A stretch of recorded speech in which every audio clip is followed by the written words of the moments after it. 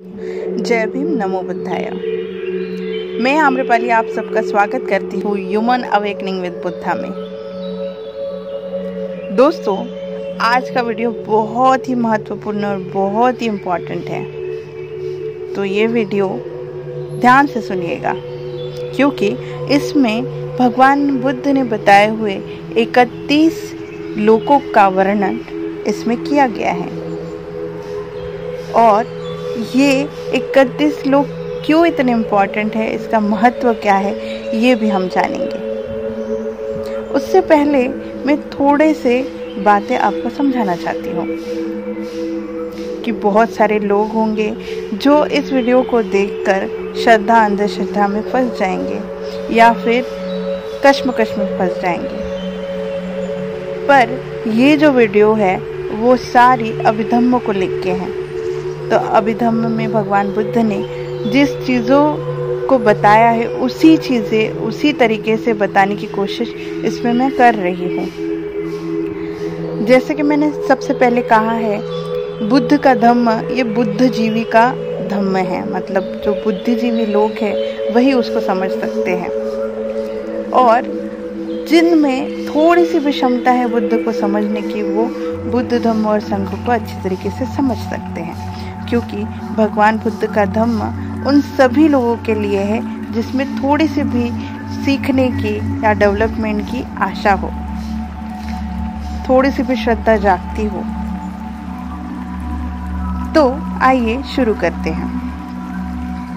इससे पहले कि धम्म कितना परिशुद्ध है ये जानने के लिए आपको पता ही है, भगवान बुद्ध ने खुद ही कहा है कि मैं कह रहा हूँ इसलिए ये धम्म को मत पढ़िए, आपके बड़े कोई बोल रहे हैं इसलिए मत कहिए, कोई गुरु ने आपको कहा है इसलिए मत कहिए, मत देखिए, मत पढ़िए। आप पहले वो पढ़ के समझ के उसको तर्क में समझिए कि ये सच में ये उतना स्थिति को लेके या पूरे जितने भी आपके तर्क वितर्क हैं उसमें ये खरा होता है या नहीं। अगर खरा होता है तभी आप बुद्ध धम्म को पढ़िए और एक्सेप्ट कीजिए। तो उसी तरीके से हम बुद्ध धम्म को समझने की कोशिश करते हैं।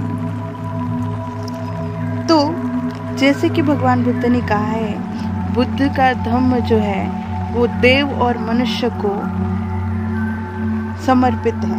मतलब जो बुद्धिजीवी लोग हैं, जो धम्म को समझ सकते हैं और निब्बान की ओर बहुत अच्छी तरीके से और बहुत जल्दी जा सकते हैं, उन लोगों के लिए ये धम्म है।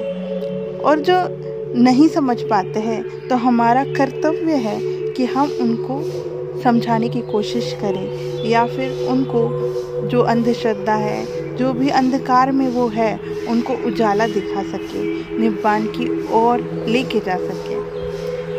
तो हमें भी यही प्रयास करना है और इसलिए ये वीडियो आपको शेयर करना बहुत ज़रूरी है। आपके कोई भी डाउट होंगे तो आप कमेंट करके पूछ सकते हैं।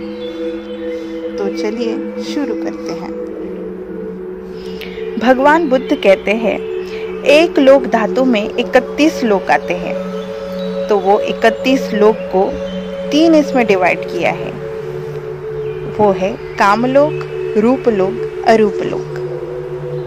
तो कामलोक में 11 मतलब 11 लोक आते हैं, और रूपलोक में 16 मतलब 16 लोक आते हैं, और अरूपलोक में 4 लोक आते हैं। ऐसा पूरा मिला के 31 लोक होते हैं। तो एक लोक धातु में 31 लोक तो होते ही है, पर ऐसे ही बहुत सारे लोक होते हैं। तो हम जिस लोक में रहते हैं उसमें भी 31 लोक हैं।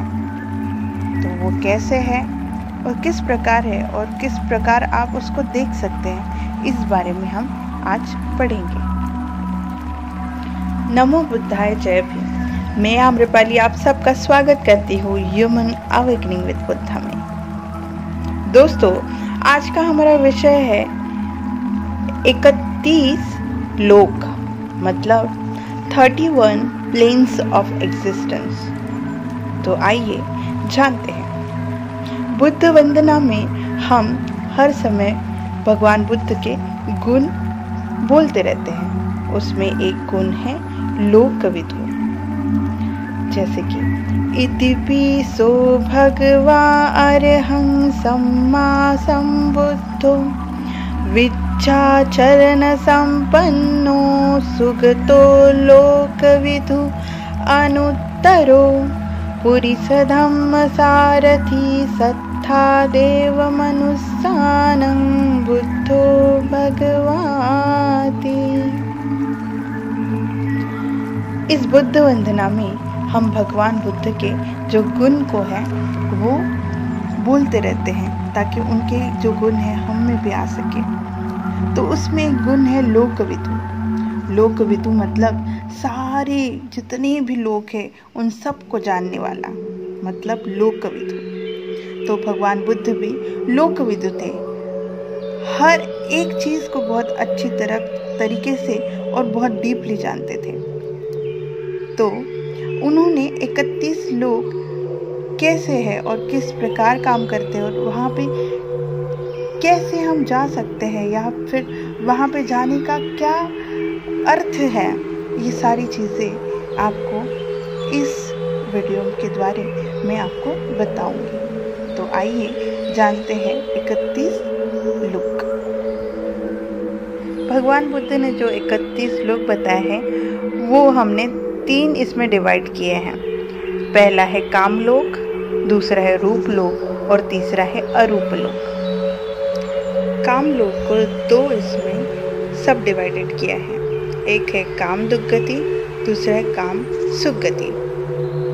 काम दुर्गति में 4 लोक आते हैं, निरय लोक, तिरछान योनि लोक, प्रेत लोक और असुर लोक। और काम सुगति में आते हैं मनुष्य लोक, चतुर्महाराजिका लोक, तवतिस्म लोक, यम लोक, तुसित लोक, निम्नरति लोक, परिनिम्नरति लोक।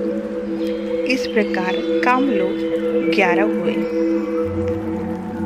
तो काम लोक में का पहला लोक है निरय लोक, जिसे हम नर्क लोक भी कहते हैं। भगवान बुद्ध कहते हैं इसमें वही मनुष्य, वही सत्व जन्म लेता है जिसने अपने माता पिता की हत्या की हो या कोई ऐसा काम किया हो कि किसी की हत्या या बहुत ही ऐसा काम किया हो कि उसका दंड स्वरूप उसे निरय लोक मिलता है। निरय लोक में वह सत्व आते हैं जिन्होंने प्राणी हत्या की हो और जिन्होंने अरहंतों की हत्या की हो।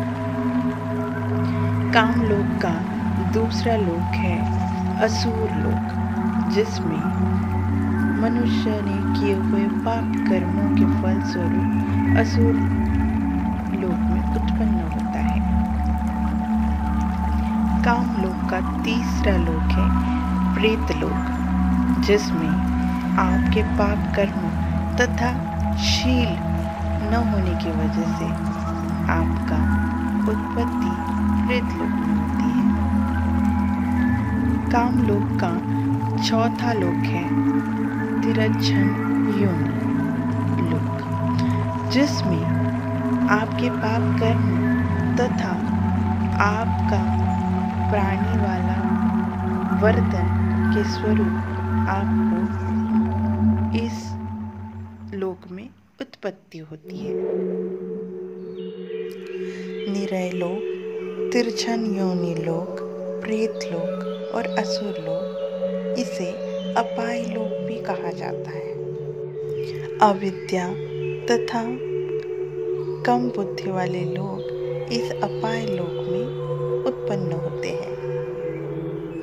काम सुगति लोक में 7 लोक आते हैं। उसमें से पहला है मनुष्य लोक। मनुष्य लोक में जन्म लेना बहुत सुखकर है और बहुत दुर्लभ भी है। इसलिए भगवान बुद्ध कहते हैं मनुष्य लोक जो है वो सुगति लोक है। मनुष्य लोक में आने वाले सत्व में डेवलपमेंट मतलब शील, प्रज्ञा, को बढ़ाने की एक अवसर होता है, जिसकी वजह से वह फिर से मनुष्य लोक या देवलोक में उत्पन्न हो सकते हैं। छठवां लोक है चतुर्माराजी का देवलोक, जिसमें मनुष्य या सत्व अपने अच्छे कर्म तथा शील, दान और प्रज्ञा से जा सकता है। चतुर्माराजी का देव वही देव है जो महामाया के स्वप्न में उन्हें अपनी छैया से उठा के सरोवर में लेके जाते हैं। सातवां लोक है तवतिस्म देवलोक।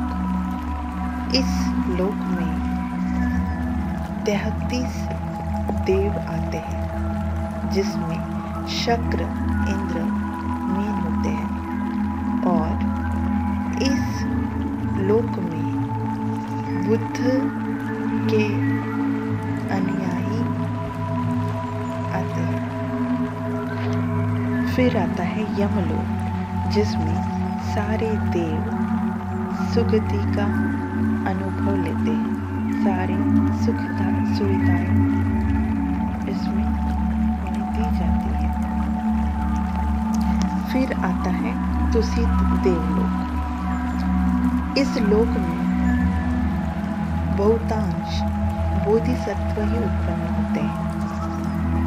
कामलोक का 10वां लोक आता है निम्नरति देवलोक, जिसमें अपने स्वयं द्वारा वो भगवान कुछ भी क्रिएट कर पाते हैं। उनमें वो पावर होती है कि वो स्वयं से कोई भी चीज को उत्पन्न कर लेते हैं। कामलोक का आखिरी लोक है परिनिम्मति वसवती देवलोक। इस लोक में जो भी सत्व आते हैं, वह सत्व बहुत ही ज़्यादा सुंदर होते हैं और यंग होते हैं। यंग होने के साथ साथ वो मैच्योर पैदा होते हैं, मतलब बेबी के रूप में पैदा नहीं होते हैं। वो मतलब 21 वर्ष के युवा के रूप में उत्पन्न होते हैं, और उत्पत्ति के साथ साथ उन्हें ब्यूटी का वरदान होता है, मतलब कि वो कितना भी एज हो जाए वो यंग ही दिखते हैं। तो इस लोक में जितने भी देव हैं वो सारे के सारे यंग और दिखने में बहुत सुंदर होते हैं, और ये सब वो इसलिए पाते हैं क्योंकि उन्होंने अच्छे कर्म किए हैं, उनका शील पक्का होता है और दान बहुत सारा किया होता है, और उनमें प्रज्ञा बहुत होती है। काम लोक में का जो मनुष्य लोक के बाद में जो भी 6 लोक आते हैं, वो लोक में चतुर्माराजी का देवलोक, तवतिस्म देवलोक, यम देवलोक, तुसित देवलोक, निम्नरति देवलोक, परिनिम्नरति वसवती देवलोक, यह 6 भी देवलोक आते हैं। अब हम पढ़ेंगे रूपलोक। रूपलोक मतलब फाइन मटेरियल वर्ल्ड। तो इसके 16 लोक हैं।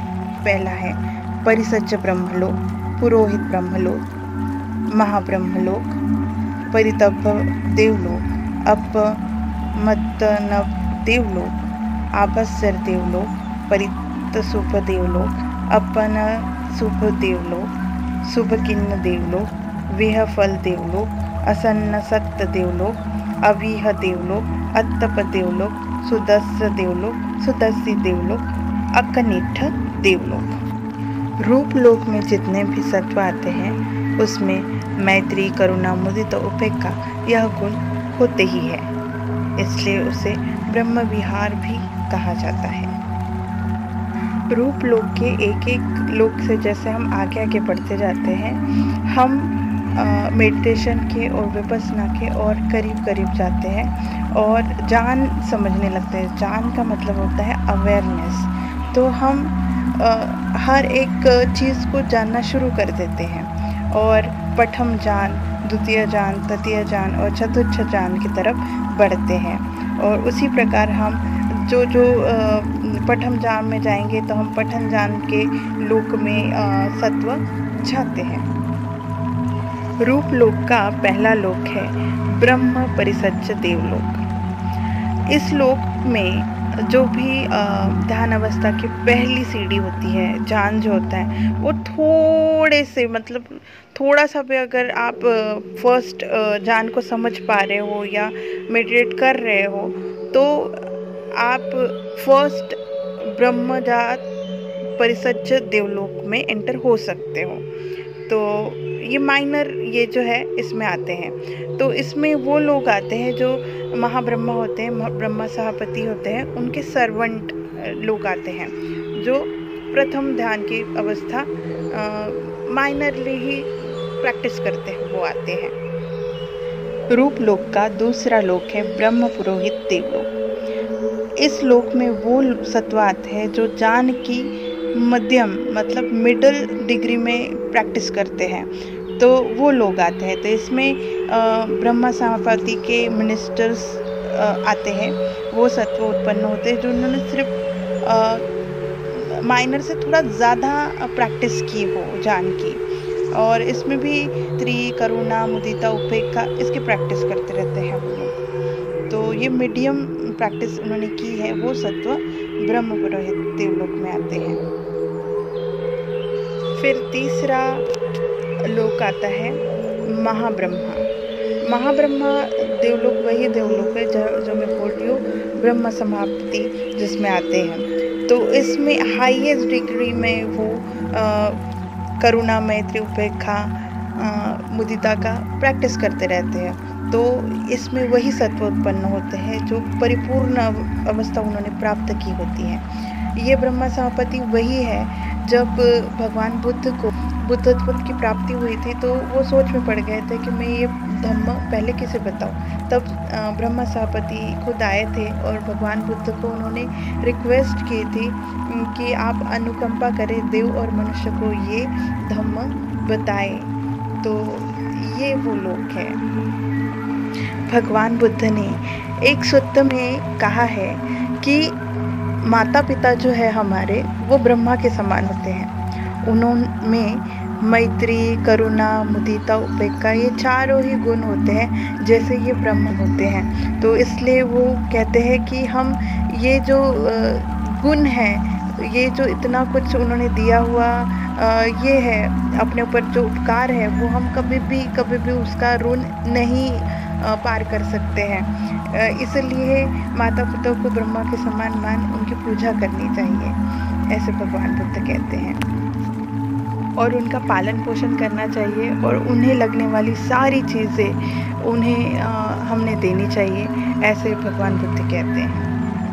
रूप लोक का चौथा देवलोक आता है परिताप देवलोक। इस देवलोक में वो सत्व आते हैं जो जान की दूसरी अवस्था माइनर डिग्री में प्रैक्टिस करते हैं, वो आते हैं।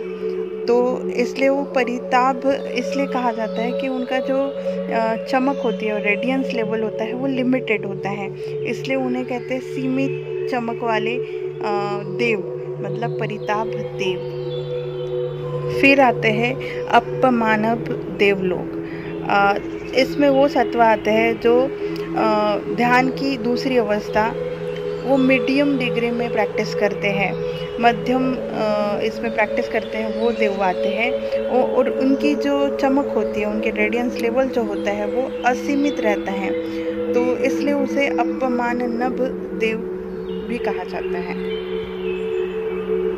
फिर आता है अभस्सर देवलोक, जिसमें वो सत्व आते हैं जो ध्यान की दूसरी अवस्था को हाईएस्ट मतलब परफेक्टली डेवलप करते हैं और वो फुल्ली प्रकाशित होते हैं, पूरा उनका जो शरीर होता है वो प्रकाशित होता है, इसलिए उन्हें अभस्सर देवलोक कहा जाता है। इसके बाद आते हैं परित्तसुख देवलोक।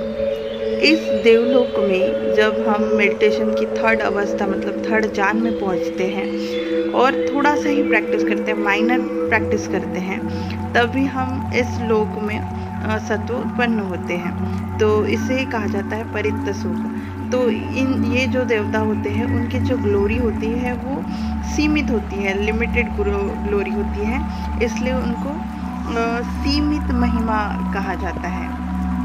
फिर आते हैं अपमान शुभ देवलोक, जिसमें ये भी थर्ड मेडिटेशन की अवस्था होती है, जिसमें आप मीडियम तरीके से ध्यान प्रैक्टिस करते हो।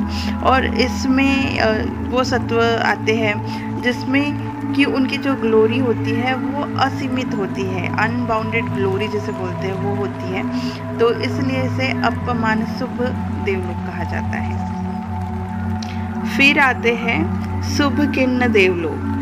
इसमें जो थर्ड ही मेडिटेशन की अवस्था होती है, पर इसमें हम हाईएस्ट डिग्री में मेडिटेशन प्रैक्टिस करते हैं, उसको समझते हैं। तो इसमें जो देवता आते हैं वो बहुत दीप्तिमान होते हैं, हाईएस्ट पोजीशन को पाते हैं, इसलिए वो उनकी जो दीप्तिमान महिमा जो होती है वो बहुत ज़्यादा होती है।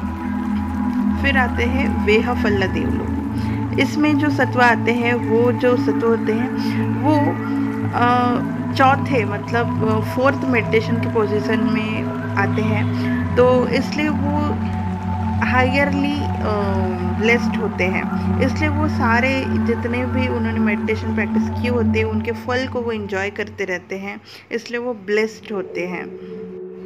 फिर आते हैं असन्न सत्ता देवलोक। इसमें जो देव होते हैं वो फोर्थ ज्ञान की प्रैक्टिस करते रहते हैं और वो अनकॉन्शियस बीइंग होते हैं, मतलब वो कॉन्शियसनेस कुछ भी नहीं होता, जो परसेप्शन है वो नहीं होता, जो सन्न जो जैसे बोलते हैं भगवान बुद्ध सन्न बताते हैं मतलब परसेप्शन, तो वो नहीं होता है, मतलब सिर्फ और सिर्फ उनकी बॉडी होती है, माइंड नहीं होता है वहाँ पे, इसलिए उन्हें अनकॉन्शियस बीइंग कहा जाता है। मैं आपको रिमाइंड कर देती हूँ कि ब्रह्म परिसज्ज, ब्रह्म पुरोहित और महाब्रह्मा ये फर्स्ट मेडिटेशन पोजीशन को प्रैक्टिस करते हैं। फिर द्वितीय ध्यान मतलब सेकेंड मेडिटेशन को प्रैक्टिस करते रहते हैं, वो है परितसूप, अपमानप और फिर आभस्सर। उसके बाद थर्ड ज्ञान की मेडिटेशन करने वाले सत्व वो होते हैं देवलोक, वो रहते हैं परितपसूप, अपमानसूप, शुभकिन्न, वेहफल और असन्न सत्ता। फिर शुरू होता है चौथा मेडिटेशन मतलब चौथा ज्ञान, चतुर्थ ज्ञान जिसे कहा जाता है। इसमें वो सत्व आते हैं जो चौथी पोजीशन में मेडिटेशन करते रहते हैं, मतलब ध्यान की चौथी अवस्था को पार करते हैं, वो आते हैं। तो उसमें पहला है अवीह देव। तो इसमें है जो सत्व आते हैं वो कभी भी मतलब उनका जो आयु का जो प्रमाण होता है वो निश्चित होता है, वो निश्चित आयु प्रमाण जितना 1000 इयॉन्स है तो वो 1000 इयॉन्स को ही परिपूर्ण तरीके से जीते हैं, मतलब पूर्ण आयुष्य जीते हैं। उनका ऐसा नहीं होता है कि बीच में ही वो मर गए या फिर ऐसा, उनकी जो आयु होती है उतना उनको जीना ही पड़ता है, तो ये उनका ब्लेस्ड होता है। फिर आता है अतप्पा देव। अतप्पा देवलोक जो होता है उसमें जो सत्व आते हैं वो भी चौथी मेडिटेशन को प्रैक्टिस करते रहते हैं और इन देवताओं को बोलते हैं अनट्रबल्ड देव। क्यों? तो इनमें जो हिंड्रेंस होते हैं, जो 5 हिंड्रेंस हम में भी होते हैं, वो इनमें नहीं होते हैं, जिसे भगवान बुद्ध ने बाधाएं बताई हैं। तो पहली है व्यापदा, थीन मिधा, उदच्च, कुकुच्च, विचिकिच्छा और कामराग। ये जो 5 बाधाएं जो होती है वो उनमें नहीं होती है। फिर आते हैं सुदस्स देवलोक। इस देवलोक में जो भी सत्व रहते हैं वो बहुत ब्यूटीफुल और बहुत विजिबल रहते हैं, मतलब दिखने में इतने सुंदर होते हैं कि उनके समान कोई भी नहीं होता है, और वो चौथे मेडिटेशन को प्रैक्टिस करते हैं। फिर आते हैं सुदस्य देवलोक। इस देवलोक में जितने भी सत्व आते हैं वो इतने क्लियर होते हैं और इतने विजिबल होते हैं कि वो सारी चीज़ें इतने स्पष्ट तरीके से जान सकते हैं, क्योंकि उनमें वो धम्म चक्षु जो रहता है वो बहुत ज़्यादा अच्छी तरीके से होता है, मतलब वो परिपूर्ण होते हैं, इसलिए वो सारी चीज़ें स्पष्ट तरीके से देख सकते हैं। तो उनकी जो सम्यक दृष्टि जो होती है वो परिपूर्ण होती है, तो उसे सुदस्य देवलोक कहा जाता है। वो भी चौथी मेडिटेशन को प्रैक्टिस करते रहते हैं। रूप लोक का आखिरी देवलोक है अकनिष्ठ देवलोक।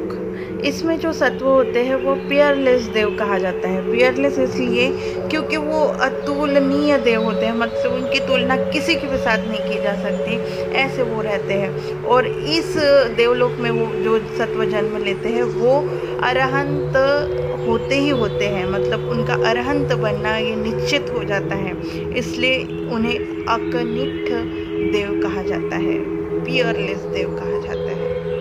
जब तक वो अरहंत को प्राप्त नहीं कर लेते हैं तब तक वो अपना देह नहीं छोड़ते हैं, तो ऐसे ये देव होते हैं।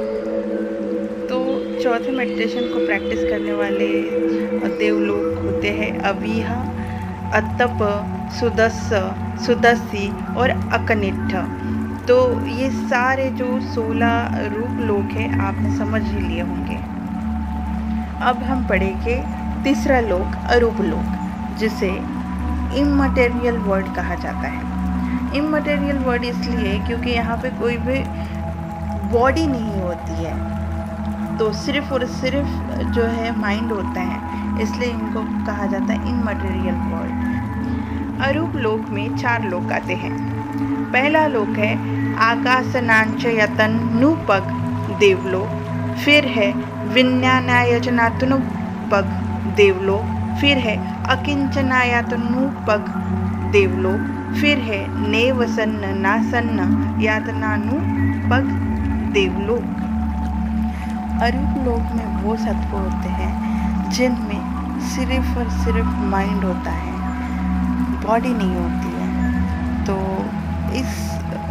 ये प्योर फॉर्म है धम्म का, लोक का प्योर फॉर्म है। इसमें 5वां, 6वां, 7वां और 8वां मेडिटेशन को प्रैक्टिस करते रहते हैं, और ये अरूप लोक कहा जाता है। इसलिए वहाँ पे फॉर्मलेस जान भी कहा जाता है उसे, क्योंकि कोई फॉर्म नहीं होता है, कोई रूप नहीं होता है उसका, तो इसलिए वो फॉर्मलेस जान उसको कहा जाता है। अरूप लोक का पहला लोक है आकाशयानचयतन देवलोक। इसमें जो है जो सत्व आते हैं, जो ध्यान की 5वीं अवस्था, मतलब 5वां ध्यान को डेवलप करते रहते हैं। वो जो जान होता है वो फॉर्मलेस होता है, क्योंकि उसका कोई रूप नहीं होता है, इसलिए उसे फॉर्मलेस जान कहा जाता है। और इसमें वो इन्फिनाइट स्पेस को अनुभव करते रहते हैं, मतलब आकाश धातु को समझते रहते हैं और जानते रहते हैं। फिर अरूप लोक का दूसरा लोक आता है विज्ञानांचयतन नुपक देवलोक। इसमें जो है सत्व जो है 6वां मेडिटेशन, मतलब 6वां ध्यान को प्रैक्टिस करते रहते हैं। इसमें वो इन्फिनाइट कॉन्शियसनेस को अनुभव करते हैं। इन्फिनाइट कॉन्शियसनेस मतलब विज्ञान को समझते रहते हैं और विज्ञान को एंजॉय करते रहते हैं।